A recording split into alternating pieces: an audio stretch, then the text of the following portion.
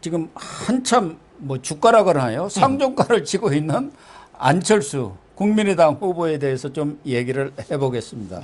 최근 안철수 후보의 지지율이 두 자릿수까지 올라간 곳이 지금 두 곳이 나왔습니다. 하나는 세계일보 조사에서 10.3%, 그리고 중앙일보 조사에서 10.1%, 그리고 KSY 한국사회 여론연구소에서 9.2, 뭐 오늘 나온 리얼미터에서는 6.6, 대개 다른 여론조사에서는 한 6, 7% 이렇게 나오고, 그러나 10%까지 이렇게 나온 것은 지금은 2강 1중 1약으로 이렇게 대선판이 정리가 새롭게 된 거 아니냐 이렇게 볼 수 있죠. 예.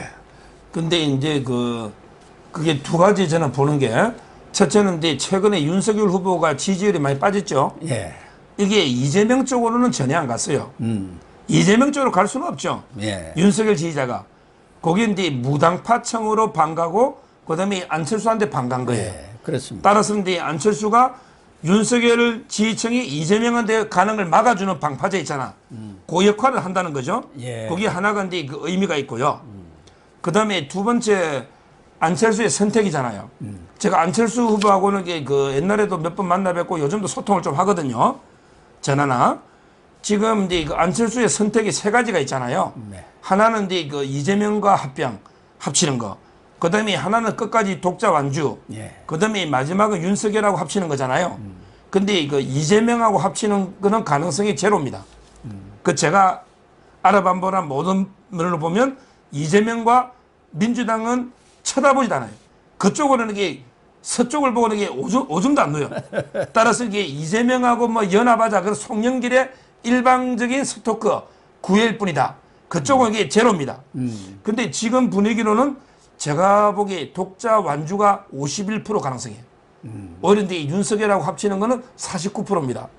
지금 분위기는 독자 완주 쪽으로 더 이게 가 있는 것 같아요. 근데 이렇게 되면 상당히 그 정권 교체가 위험한 게 윤석열 표가 안철수한테 가 있잖아요. 예. 그렇다면 이게 표 분산이 되면 이재명이 어부지리할 수 있거든요.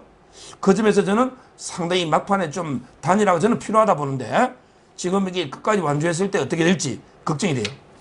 아니 지금 윤석열과 안철수가 완주를 한다고 한다면은 그건 뭐 필패 아니겠습니까? 누가 보더라도 지금 상황에서 막판에 어떤 대선 후보 한쪽으로 이렇게 몰아주기가 이루어질 수도 있다고 기대를 할 수도 있지만, 그런 경우는 그렇게 많지도 또 사실은 않아요.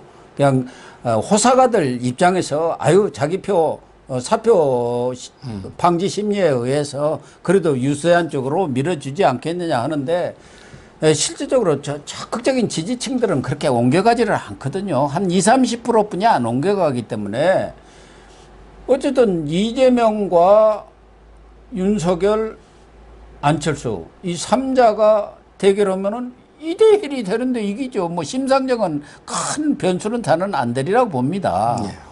그러면은 안철수는 무슨 생각으로, 그러면은 자기한테 후보 단일화가 된다고 보는 건가요? 아니면 자기가 자기 쪽으로 이제 이 보수표가 전부 몰린다고 보는 건가요? 안철수 이제 후보의 뭐 긍정적인 자기중심 생각이니까, 누구나 사람은 자기중심을 그렇죠. 생각하니까. 예. 아마 이제 윤석열 후보가 여러 가지 이제 약점으로 흔들흔들하니 결국에 그 구성쯤 되면 3강으로 바뀐다. 예, 본인은 그렇게 얘기를 그러면 하고 이게 있어요. 그 희망이 있다. 뭐 이렇게 지금 계획을 본인은 그렇게 생각할 수 있는 거고. 근데 문제는 이제 그 옛날에는 이제 안철수나 심상정이나 2, 3%밖에 안 나올 때도 있었죠. 예. 그다음에 윤석열 후보가 압도적으로 이재명 앞설 때 있잖아요. 예. 이때는 이게 단일화 없어도 이긴다. 그게 이제 이렇게 김종인 생각을 계속 생각이죠. 했었죠. 김종인 근데 생각이죠. 문제는 지금도 이준석이는 어제 인터뷰 보면요. 이준석이는 뭐라 했냐면, 단일화한다고 이게 표가 다 우리한테 오는 게 아니다. 단일화도 이게 많아졌다고 오히려 비판적으로 보고 있어요.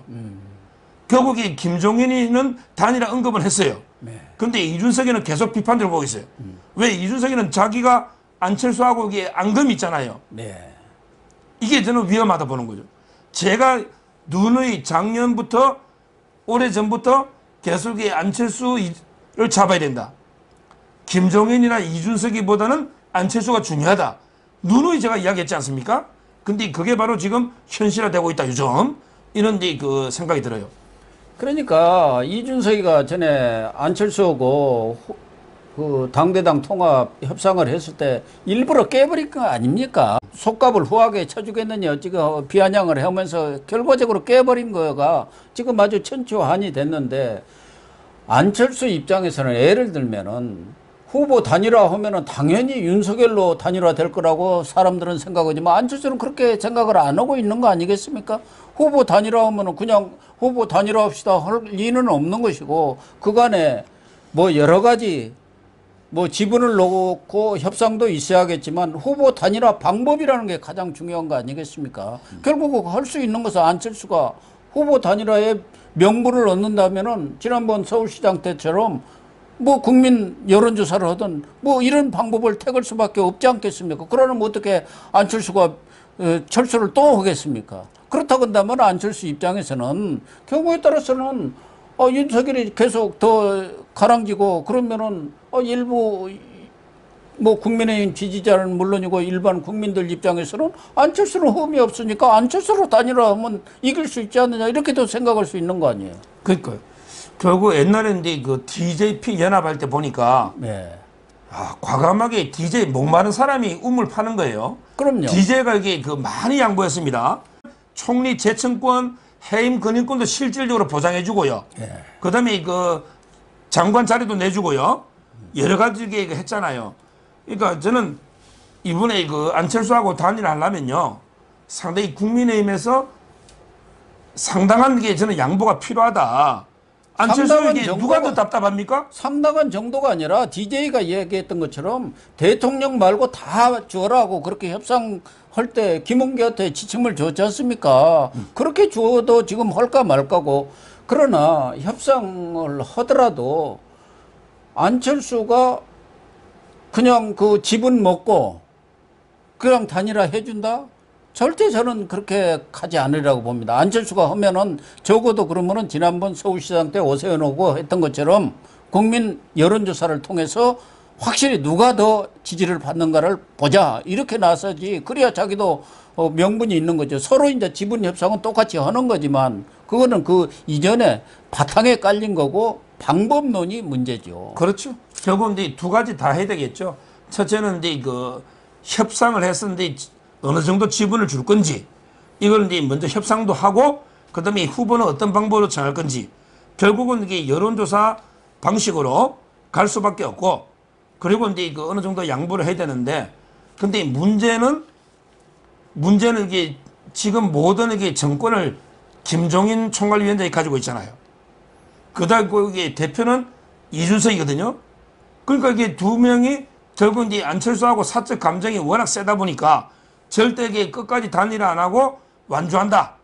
이렇게 갔을 때는 아까처럼 이게 그 과거에 양김씨가 분열해가 노태우가 어부질이 된 것처럼 저는 만약에 안철수 지지율이 진짜 이게 10%대 이상으로 계속 간다. 중반으로 가면 예. 그러면 이게 그 윤석열 후보가 한 30% 중반, 안철수가 10% 중반이면 둘이 합치면 이게 50이 되지만 예. 그렇지만 이게 분열을 됐기 때문에 이재명이 한 40%대 얻어가지고 어부질해버리는 이런 게 최악의 결과가 나올 수 있거든요. 그래서 저는 지금이라도 이게 윤석열 후보가 직접 하든지 아니면 이게 뭐 누구한테 역할을 주든지 간에 제대로 이게 그 단일화 신경 써야지 계속 이게 방치하고 있을 건 아니다. 이래 봅니다. 또 하나는 뭐 홍준표 의원에 대해서 여러 가지 비판적인 얘기를 했습니다만은 홍준표 의원의 행태는 당연히 비판을 받아야 하고 경선 불복으로 볼 수밖에 없지만 말씀하신 대로 아쉬운 사람이 셈 파는 거예요. 홍준표 후보를 데려와야 이게 어떻게 보면 명실상부한 원팀이 그나마 구성이 되는 거예요. 그러니까 3고 처리 아니라도 10고 처리를 해야 해요. 쫓아가서 과거 DJ가 JP 청부동 자택에 찾아가서 무릎을 꿇었지 않습니까? 왜 못 꿇어요? 그건 더구나 검사로도 선배고 모든 면에서 정치도도 선배니까 홍 선배 좀 도와주세요. 이렇게 해야 합니다. 유승민도 마찬가지예요. 지금 윤석열이가 과연 유승민한테 전화 한 번이나 했습니까? 이준석도 마찬가지입니다. 저래는 하더라도 그 입을 막으려면은 전화도 하고 해가지고 달래야죠. 그러니까 결국은 이제 그 홍준표를 제가 마지막까지 한번 설득을 해봐가지고 어떻게든 깐부 동지가 돼야 된다. 이렇게 저는 계속 업소를 하는데 방송마다. 다만 이제 홍준표가 지금 안 움직이니까 지금 이게 홍준표를 비판하는 여론이 워낙 높아요. 그게 문제고요. 그래서 저는 항상 요즘은 옛날에 황준원의 조선 책략에 보면요. 네. 조선 책략에 보면 이제 러시아를 막으려면 세 가지 방법이 있다. 첫째는 이제 중국하고 친하고, 그 다음에 일본하고 결속하고, 그 다음에 미국과 연합해야 된다. 이게 세 가지였거든요. 따라서 저는 이재명이가 러시아라면, 이재명을 이기려면 윤석열은 큰 그림을 그려야 된다. 큰 그림이 친박, 즉 친박근혜, 그 다음에 홍준표와 동지를 회복하는, 그리고 이제 안철수하고 연합해야 된다. 이렇게 저는 많이 주장을 하고 있는데, 지금 이게 홍준표에 대해서는 이준석이나 저는 좀 유승민하고는 겁이 틀리다 봐요. 이준석이나 유승민은 상당히 야비합니다. 근데 홍준표는 그 정도는 아니고 좀 이게 근데 뒤끝이 지금 작년에가 미련이 남아서 그러는데, 저는 마지막으로 한번 업소를 해보고요. 그 다음에 박근혜 등 관계도 중요하고 안철수 연합, 이 세 명, 박근혜, 홍준표, 안철수 이렇게 잡으면 윤석열 후보는 필승카드다. 이래 봅니다. 그러니까 지금 이재명은 벌써 연초에 통합정부론 구상을 내놓는다는 거 아니겠습니까? 결국은 그게 뭐 안철수까지를 겨냥한 거고, 안철수를 자기 쪽으로 끌어온다기보다는 발목을 잡기 위한, 회방을 놓기 위한 단일화에 그런 전략이라고 보는데, 이쪽에서도 나는 경선때부터도 내가 늘 주장했고 여러 요로로 통해서 그쪽한테 이야기한 것은 공동정권론을 빨리 선언해라. 네. 그래서 경선 후보들도 다 같이 참여해서 윤석열 혼자 집권한 게 아니고 같이 집권하는 것이다. 안철수도 마찬가지죠. 공동정권론에서 뭐 총리를 해도 되고, 뭐 홍준표 후보도 다음 총리해도 되는 거 아닙니까? 뭐 유승민이 부총리 하면은 또 어때요? 그런 구상을, 좀 큰 구상을 진작부터 발표를 하라고 했는데, 이제 그런 얘기를 뭐 일각에서 한다는데 이미 이재명이가 해먹어 버렸어요. 그래서 하면은 또 쫓아가는 것뿐이 안 돼. 아무런 효과가 없는데, 진짜 매머드 맞아요. 매머드. 이런 선것들은 기밀하게 이렇게 움직여야 하고, 아이디어가 충만한 그런 책사들이 나서가지고 그런 사람들이 탁탁탁 해야 하는데, 젊은 그런 선대위도 구성을 해갖고 좀 기동력 있게 해야 하는데 전혀 그게 지금 안 되고 있지 않습니까? 거기 총괄 상황본부장이라는 임태희도 언제적 사람입니까? 그러니까. 이재명 쪽에 그런 사람이 합니까? 누구예요? 강훈식이라고. 그 젊은 사람이 상황본부장 하고 있지 않습니까? 지금 이게 좀 정말 안타까운 상황인데 어떻게든 이게 변화를 줘야 되고요. 저는 지금 이게 20, 30대, 다행인 게 20, 30대 남자들 있잖아요. 계속 이 캐스팅 보트라고 하는데 이재명 쪽으로는 절대 안 가더라고요. 지금 이게 여론조사 보면 안철수 쪽에 많이 가 있거든요. 결국 이제 안철수하고 연합만 되면 20, 30대 남성도 잡고 중도도 잡을 수 있거든요. 상당히 필승카드이기 때문에 조금 이게 상상력을 좀 더 발휘해서 좀 창의적으로 일을 해야 되는데, 지금 이게 박사님 말씀처럼 자꾸 김종인이나 개인적인 감정에 따라서 움직여버리면 안 된다. 좀 더 냉정하게 어떻게 하면 이게 정권 교체를 가장 확실하게 할 수 있느냐, 이걸 생각해서 좀 이게 큰 그림을 잘 그려가지고 전략적으로 우리가 움직여야 된다. 이렇게 말씀드립니다. 그러니까 안철수 후보와의 단일화한다는 그런 명제, 또 당위성을 가지고 접근하면 안 되고, 앞으로 여러 가지 상황이 예상이 되지 않습니까? 저 같은 경우는 당장 안철수가 틀림없이 한 10%대 중반만 가면은 후보 단일화 그쪽에서 오히려 하자면서 새로운 카드를, 단일화 방법론을 들고 나올 가능성이 크다고 봅니다. 그럴 경우에는 어떻게 할 건지 여러 가지를 대비를 해야 하는데, 그쪽에서 뭐 이렇게 제가 들리는 이야기는 우리도 그런 거 다 압니다. 우리가 왜 모르겠습니다. 그런 얘기만 하고 있다는데 나오는 게 없는데 알면 뭐해. 아무 소용없는 거 아닙니까? 하여튼 이 선대위가 전면 개편된다니까 좀 이게 지켜봐야 될 것 같습니다. 예. 그렇습니다. 참 좀 답답하기는 합니다. 새해 연초부터 이렇게 목소리를 높일 일은 아닌데 워낙 지금 돌아가는 상황들이 원활하다 않다 보니까 저거 서 변호사님만 목소리를 높인 것 같습니다. 네, 시청자 여러분, 오늘 방송 마치도록 하겠습니다. 시청해 주셔서 감사합니다. 감사합니다.